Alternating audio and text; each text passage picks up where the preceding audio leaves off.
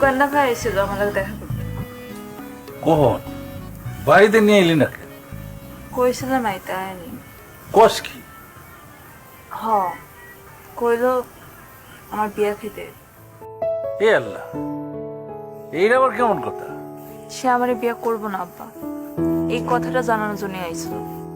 ওর কথা ধরা যাইব না। আব্বাস বেগ তখন বাড়িতে নাই, এই জন্য এই কথা কইতে আইছে। ওর কথা ধইরা কোন রকম সিদ্ধান্ত নেওয়া যাবে না। আব্বা আমিও উগান্ডা ভাইরে বিয়া করব না। আরে এইসব কথা কইস না মা, তুই বুঝতে পারতাছিস না। আব্বাস বেগ নিজে থেকে প্রস্তাব দিছে, তারে ফিরে দিলে সে অনেক অপমান হবে।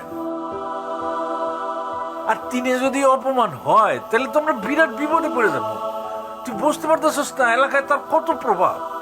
এইটা নিয়ে আমি লীলাবতী সরকারের লগে কথা কইছি। কি করিস তুই? লীলাবতী সরকারের কাছে গেছি? বোরহান ভাই নিয়ে গেছে। বোরহান তুলে নিয়ে গেছে? তিনি চাই খলিল ভাইয়ের সাথে যাতে আমার বিয়ে হয়। এই ভুল তুই করতে যাইস না, এটা ভুল হয়ে যাইব। খলিল তোর জীবনে বিয়ে করবো না। এখনো তুমি এই কথা কইতেছো আব্বা? ও খালি গোড়ের মধ্যে থাকি রে। And now you're someone new, they can't keep their eye off you.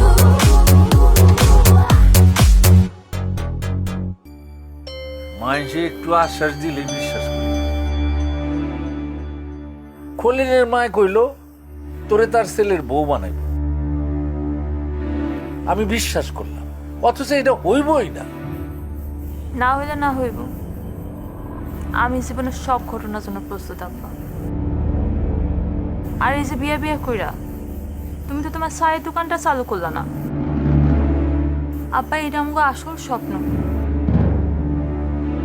সে কবেকার কথা। এইবার এটার দিকে একটু মনোযোগ দাও, আর ওই স্বপ্নের উপর ভর কইরা আমরা মেলা দূর যাবো। কিন্তু মা আমি আব্বা আর কোনো বিয়ার কথা কইবা না। তোমার মাথার মধ্যে একটা জিনিস ঢুকলে সেটা আর বাইর করা যায় না। ঠিক আছে, আমি এই মুখ দিয়া আর তোর বিয়ার কথা তুলব। আবার আমার স্যার তো দেখায়। আব্বা তুমি একবার ভাইবা দেখছো এই বিয়া বিয়া করে আমরা কত পিছিয়ে যাইতেছি, কিচ্ছু করতে পারতেছি না। হাতের টাকা ফুরাই গেলে তখন কি করবা? তখন তার কিচ্ছু করার থাকবো না। আরে পাগল উগান্ডার সাথে যদি তোর বিয়া হয় তোর তো কিছুই করতে হবে। আর তুমি? আমার একটা ব্যবস্থা হয়ে যাবে। কিচ্ছু হইব না আব্বা। বিয়া সেটা মানুষের হাতে থাকে না, আল্লাহর হাতে থাকে। কাজে তুমি না প্ল্যান করে কিছু করতে পারবে না। যা কইতেছে এখন সেটাই করো। আচ্ছা ঠিক আছে, তুই যেটা কবি আমি সেইটাই মাইনে নেব। কিছু খাইবা? না, আমার খিদা নাই। ক্ষুধা নাই? আমি তো দেখতেছি ক্ষুধায় তোমার মুখ চোখ একবারে টাইন না ধরছে। বসো, আমি খাওয়ার নিয়ে আইতাছি।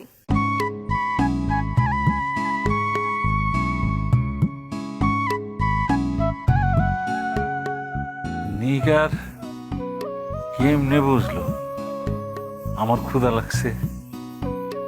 মা আমার বকুলপুর টিভিতে প্রচারিত হওয়ার পূর্বেই সম্পূর্ণ নতুন এপিসোড দেখুন শুধুমাত্র দীপ্ত প্লেতে।